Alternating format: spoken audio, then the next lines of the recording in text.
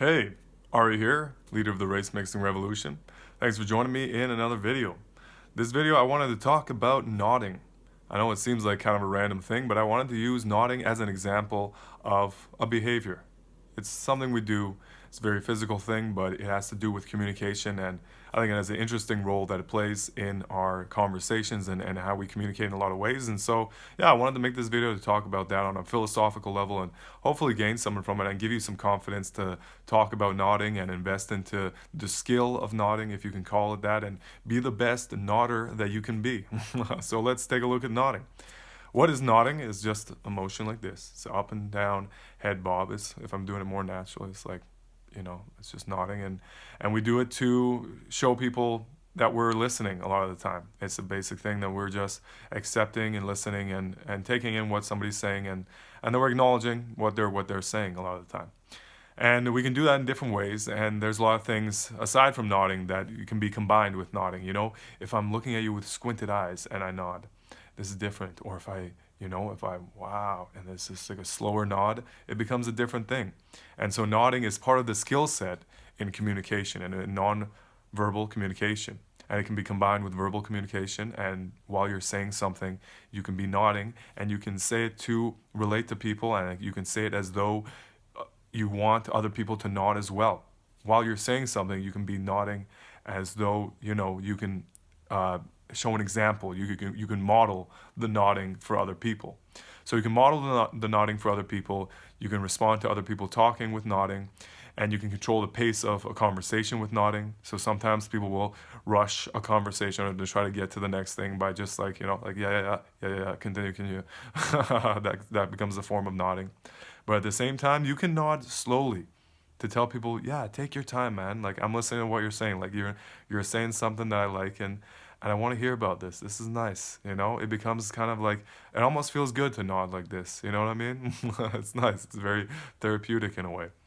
And I hope you can nod in both ways. I hope that that's something that you can refine, that skill.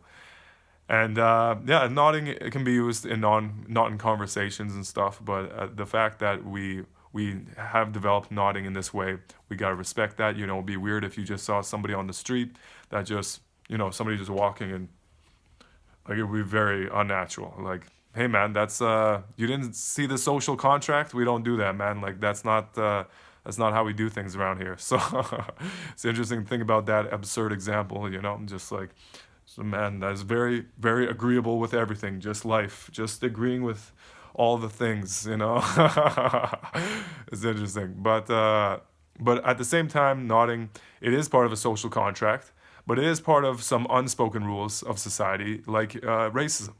And it can be people of different races nodding in different ways. Sometimes, some people from some races, they nod a lot, or like, yeah. You see some like Asian people or something like that, not to be racist, but like, just very like calculating people are like, yes, I understand, continue, yeah. And yeah, it's an interesting racial cue, and that's a good example for race mixing. How will race mixing change nodding? It's a good question. It's an interesting question to think about. It just as an example of all the things that can change.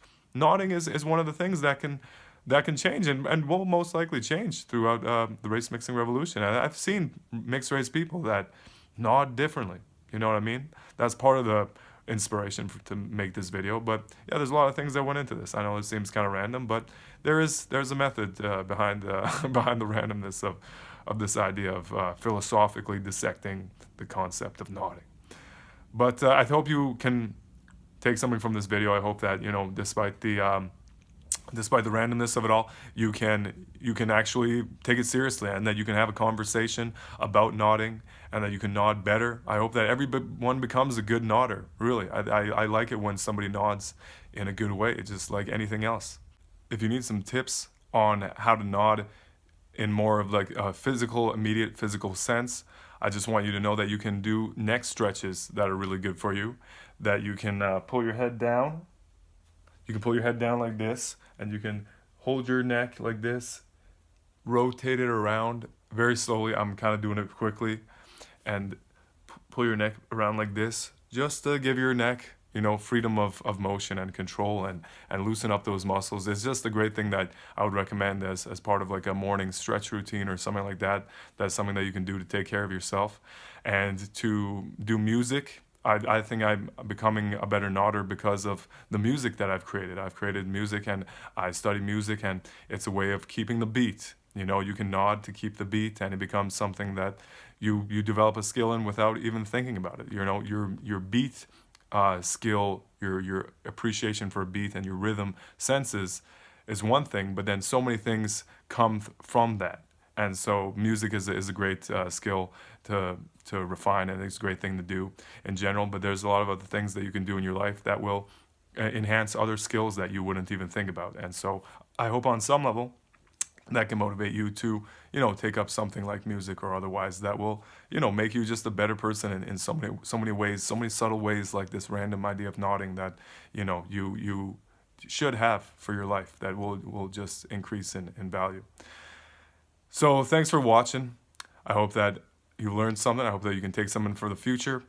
I hope that you can have whatever kind of conversations you need to have about nodding, and that you're going to respect your neck and your head as much as you can in this process, and and that everything about racism in terms of nodding is just as a reference, and that a lot of other things about our identity is defined racially as well, and that we need to kind of bend in some ways, and that will be an important part of progress in our society. I think that a lot of things we take for granted in a much more serious way, like our emotions, need to be addressed. That as much as nodding is taking a hit because of racism, our emotions, imagine the effect on our emotions, and how much our emotions can be limited and controlled and put into a box and a lane just because of something like a racial cue.